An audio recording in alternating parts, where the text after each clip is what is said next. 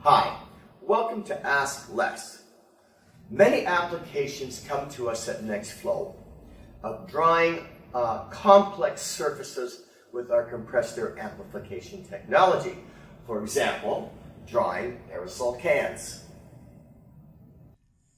So this video was taken at a customer based in Australia. It's in blowing off aerosol cans, drying aerosol cans. At first, they're just testing the installation to make sure that the air knives are going to blow in the right direction, into the right spot. And same thing with the air edgers, that they're blowing in the right spot.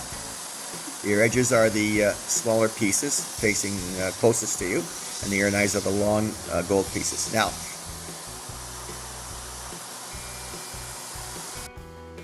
here is the actual system working in drawing. The air edgers, the two air edgers are placed in such a way to splash the water off the top of the can.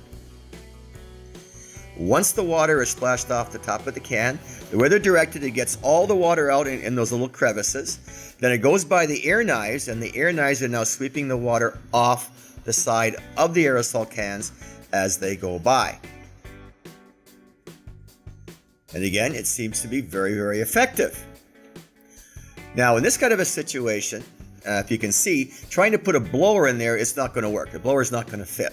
Plus, to get the same energy and blow off, you need a much longer system, because the shear energy from a blower is just not anywhere close to what a compressed air can do.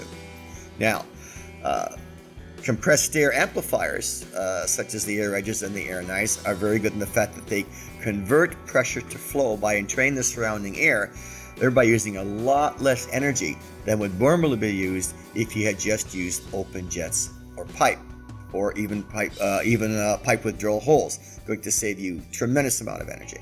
So, even complex surfaces can be dried using NextFlow air products.